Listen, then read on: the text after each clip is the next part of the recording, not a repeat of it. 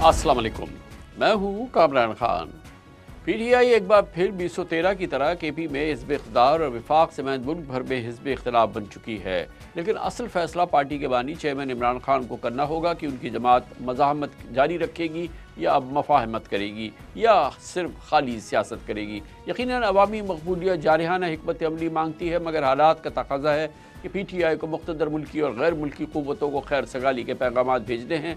फ़िलहाल इलेक्शन नताइज के बाद PTI के रवैये में हद दर्जे शिद्दत आ चुकी है। उसकी पार्लिमानी सियासत तल्ख बयानिए के ज़ेर असर है। वज़ीर आला KP के लिए अली अमीन गंडापुर का इंतखाब इस बात की अलामत है कि PTI जारहाना सियासी इनिंग का आगाज़ कर चुकी है।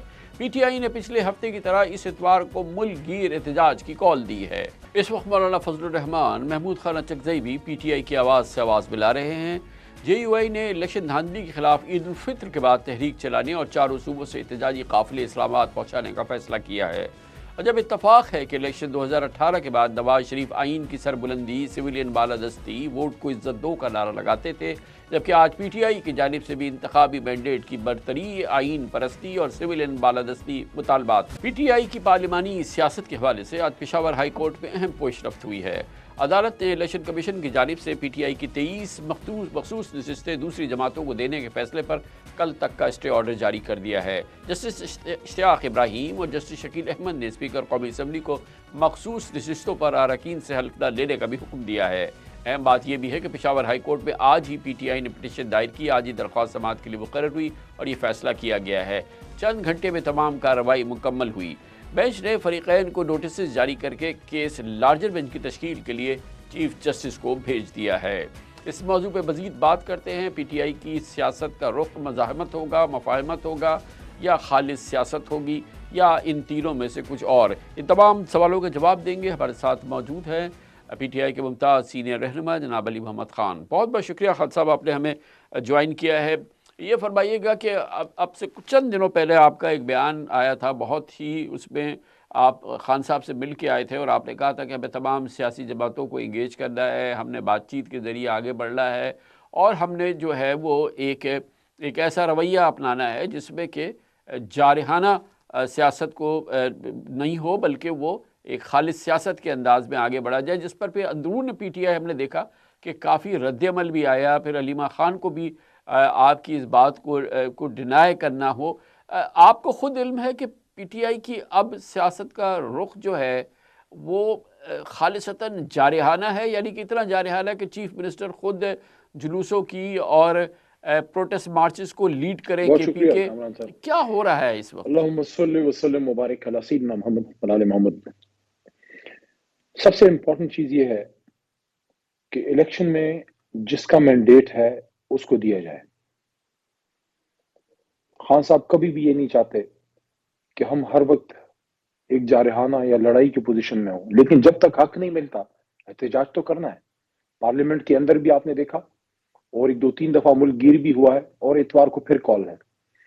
खान साहब से जब मुलाकात हुई तो उन्होंने बात की थी फतह मक्का मॉडल की, ट्रुथ एंड रिकंसिलिएशन की, कि हम जब हुकूमत में आएंगे तो सियासी इंतकाम नहीं लेंगे, जिन लोगों से ज्यादतियां हुई हैं उसका फैसला अदालत बहरहाल करेगी, क्योंकि जिसका कोई कत्ल हुआ है, जो कोई जख्मी हुआ है, जिससे कोई ज्यादती हुई है, उसको तो हम माफ नहीं कर सकते, वो तो अदालत का काम है। लेकिन हुकूमत में आके हम किसी को प्रोसिक्यूट नहीं करेंगे, चादर चार दीवारी का तकद्दुस पामाल नहीं करेंगे। लेकिन ट्रुथ एंड रिकंसिलिएशन की जब बात की तो उसमें है ट्रुथ, सच्चाई बोलनी पड़ेगी सबको। क्या मियां शहबाज शरीफ साहब ये एक्सेप्ट करेंगे कि उनका मैंडेट जैली है? 17 सीट वालों को हमारे ऊपर बैठा दिया गया। मेरे ख्याल में जब तक सच मुस्लिम लीग नून नहीं आएगी, पीपल्स पार्टी नहीं आएगी, तब तक शायद वो बातें अमल पजीर ना हो सके। हमने एहतजाज तब तक करना है जब तक हमारा हक, जो अवाम का मैंडेट है, वो हमें नहीं मिलता।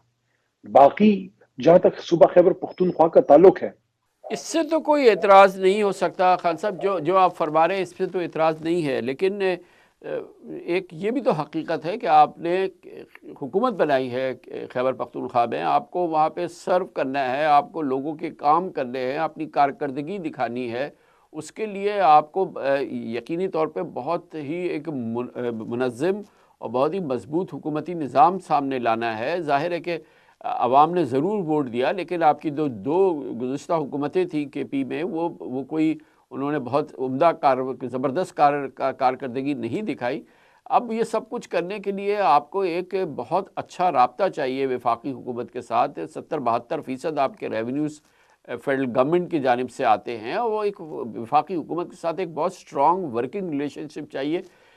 حکومت اپنی سیاست جو ہے آپ کی پی ٹی آئی وہ اپنی جگہ کرتے رہے، لیکن چیف منسٹر تو اپنا کام کرے نا. وہ تو اپنے تعلقات استوار کرے وفاقی حکومت کے ساتھ اور پھر ریاست پاکستان کے ساتھ، کیونکہ یہ صوبہ خیبر پختونخوا کی جو حکومت ہے یہ بہرحال نظام اس کا پورے ریاست پاکستان سے جڑا ہوا ہے.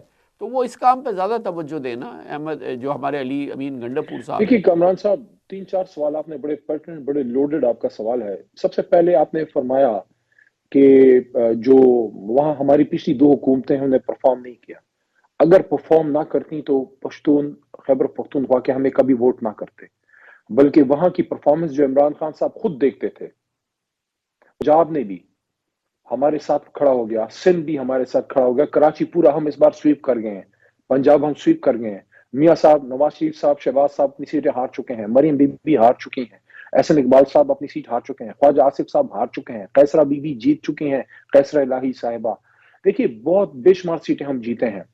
اب اس کا انصاف جب تک نہیں ہوتا بات آگے نہیں چلے گی. جہاں تک صوبہ خیبر پختونخوا کا تعلق ہے اس پہ علی امین خان گنڈاپور نے محترم عمران خان صاحب سے مل کے بڑا کلیئر موقف لیا ہے کہ سیاسی طور پہ جو ہماری مزاحمت ہے وہ جاری رہے گی، لیکن جو ان کا صوبہ ہے جس کو وہ لیڈ کرتے ہیں اس کے جتنے ریاستی امور ہیں، جتنے اس کے ہماری پیمنٹس ڈیو ہیں، بجلی کی مد میں، پانی کی مد میں، ہمارے جو مرکز نے ہماری ڈیوز دینے ہیں ان کے ساتھ جو کوارڈینیشن چاہیے وہ کریں گے، اس میں کوئی دو رائے نہیں ہے.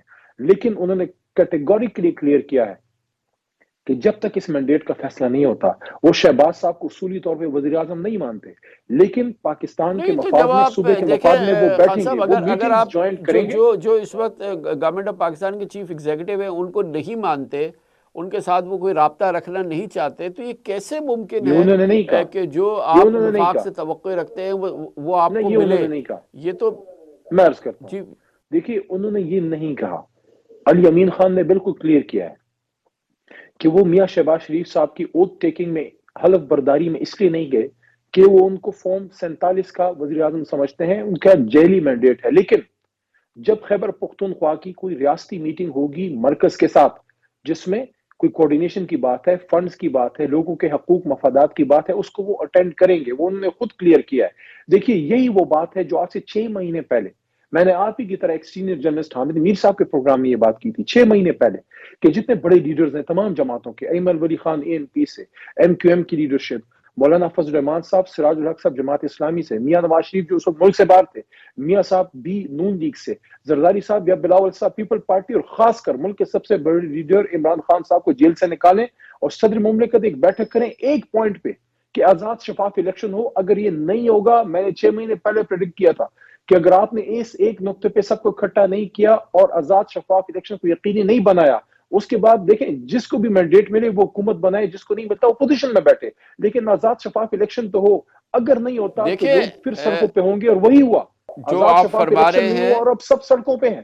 جو الیکشن کے حوالے سے جو آپ کے اعتراضات، تحفظات، جو گفتگو آپ فرما رہے ہیں اس میں بہت وزن ہے، اس کی گواہی ہم بھی دے رہے ہیں، عالمی میڈیا بھی دے رہا ہے، سب کچھ دے رہا ہے. مگر دیکھیں یہ بات اپنی جگہ ہوتی ہے، لیکن حقیقت یہ ہے کہ پوری دنیا نے شہباز شریف صاحب کی حکومت کو تسلیم کیا ہے، ان کو تہنیت کے پیغام بھیجے ہیں، ان کے ساتھ بزنس ایز نارمل وہ کرنا، ایز یوزول کرنا چاہ رہے ہیں، پاکستان سے بہتر تعلقات کرنا چاہ رہے ہیں. یہ بھی تو ایک حقیقت ہے نا کہ ان تمام باتوں کے باوجود گاڑی آگے بڑھ رہی ہے، پاکستان کی گاڑی آگے بڑھ رہی ہے. اگر علی امین گنڈاپور اگر صرف جلوسوں کی قیادت کریں گے، وفاق کے خلاف محاذ بنائیں گے، وہ پرائم منسٹر آف پاکستان کو کے پی پہ آنے پر ان کے ساتھ نہیں بیٹھیں گے، وہ خیبر پختونخوا پرائم منسٹر آیا ہے اس کے ساتھ نہیں بات کریں گے، تو یہ اس سے نقصان میں یہ سمجھتا ہوں کہ پارٹی کو ہی ہوگا، صوبے کے پی کے لوگوں کو ہوگا. اور ٹھیک ہے عوامی مقبولیت بڑھتی جائے، دیکھیں عوامی مقبولیت بے پناہ تھی اس وقت عمران خان کی اور پی ٹی آئی کی، الیکشنز کے بھی جو بھی ہوا، لیکن جو بھی جس طرح سے بھی الیکشن ہوا، جو نتیجہ ہوا، ریاست پاکستان اس حکومت کے پیچھے کھڑی ہے، دنیا اس حکومت کے پیچھے کھڑی ہے، کوئی مسئلہ نہیں ہے، چیزیں آگے بڑھ رہی ہیں. یہ بھی تو ایک دنیا کی حقیقت ہے نا، اس کو بھی تو ساتھ لے کے چلنا ہے نا خان صاحب. کامران صاحب دیکھیے، آپ کو اس دس کی سیاہی میں 40 سال شاید ہو گئے ہیں. میں شاید میٹرک فرسٹ ایئر کا اسٹوڈنٹ تھا جب آپ کے کالمز پڑھتا تھا. سب کچھ آپ کے سامنے ہوا ہے. میاں صاحب اور بینظیر صاحبہ کی میوزیکل چیئرز، پھر مشرف صاحب کا 8-9 سالہ دور، اس کے بعد سارا کچھ آپ نے دیکھ لیا ہے. دیکھیے، دنیا ریاست سے اپنا تعلق رکھتی ہے. ہمارے انٹرنل الیکشن میں دنیا، ظاہر ہے وہ آپ کو یہ نہیں کہہ سکتے کہ آپ نے دھاندلی کر دی ہے اور وزیر اعظم آ گیا تو ہم آپ کو نہیں مانتے. وہ تو ریاست کا تعلق ہوگا، لیکن ہمارا اندر کا معاملہ، ہمارے لیے دنیا سے زیادہ اہم ہماری اپنی عوام ہے. عوام نے ووٹ نہیں کیا میاں صاحب کو. جو وزیر اعظم میں اپنی سیٹ ہار چکے ہیں، ان کی جماعت نے صرف 17 سیٹیں لی ہیں فارم 45 پہ. ہماری 178 سیٹیں ہیں. اگر اتنی بلیٹنٹ دھاندلی کے بعد کسی کو بٹھائے، آپ مجھے کامران صاحب بتائیے، دیکھیے کیا عوام اس حکومت کے پیچھے کھڑی ہوگی؟ کیا عوام معنی رکھتی ہے یا نہیں، یا صرف فارم 47 اہم ہے؟ جہاں تک آپ کا سوال ہے، ایک بار پھر میں بتا دوں کہ کسی بھی صورت میں علی امین خان صاحب خدا نخواستہ کوئی قوت الحواس شخص نہیں ہے، سیاسی کارکن ہے. وہ سیاسی باتیں اپنی جگہ، وہ احتجاج بھی کریں گے، سب کچھ کریں گے، لیکن جہاں as a chief minister Khyber Pakhtunkhwa ان کو مرکز میں میٹنگز میں بیٹھنا ہے، جس میں ملک و قوم کے فیصلے ہوں یا خیبر پختونخوا کے عوام کے مفادات کے فیصلے ہوں، ڈیولپمنٹ ہے، چارجز کے ایشوز ہیں، رائلٹیز ہیں، بہت سی چیزیں ہیں، اس پہ وہ بیٹھیں گے. کب اس سے انکار کرنا ہے؟ لیکن وہ پروٹیسٹ، وہ شہباز صاحب کو اصولی طور پہ وزیر اعظم نہیں مانتے، لیکن چونکہ جب تک وہ عہدے پہ ہیں، وہ آ کے اپنی ذمہ داری ریاستی اپنی صوبے کی پوری کریں گے. لیکن جہاں تک احتجاج کا معاملہ ہے، وہ پروٹیسٹ ان کا اور ہم سب کا آئینی حق ہے. وہ ہم تب تک کریں گے جب تک ہمیں ہمارا رائٹ نہیں مل جاتا، جو کہ ہمارا اوریجنل مینڈیٹ ہے. اور خواتین کی سیٹیں آپ کیسے اس کو بٹوارا کر سکتے ہیں؟ دیکھیے، 3.25 کروڑ یا 2.5 کروڑ ووٹ لینے والی جماعت کے پیچھے بھی کوئی قوم کھڑی ہے. ان کی سیٹیں یا آپ ان سے لے سکتے ہیں یا اس کو ہولڈ پہ رکھ سکتے ہیں. اس کو اٹھا کے پی ڈی ایم کی حکومت یا نون لیگ اور پیپلز پارٹی میں کیسے تقسیم کر سکتے ہیں؟ یہ تو ایسی ہے جیسے آپ کا اور میرا کسی چیز پہ لڑائی ہو یا اس پہ کوئی مقدمہ ہو اور اس کا فیصلہ بھی نہیں ہوا اور اس کو کوئی اٹھا کے کسی تیسرے شخص کو دے دے. یہ کیسے ہو سکتا ہے؟ یہ کوئی مالی غنیمت تو نہیں ہے خواتین اور مائنورٹیز کی سیٹیں. یہ تو تحریک انصاف کے ان ووٹرز کا حق ہے جنہوں نے تحریک انصاف کو ووٹ کیا تھا. کامران صاحب، بے شک بے شک بے شک، بہت بہت شکریہ، بہت بہت شکریہ. علی محمد خان صاحب ہمارے ساتھ موجود تھے.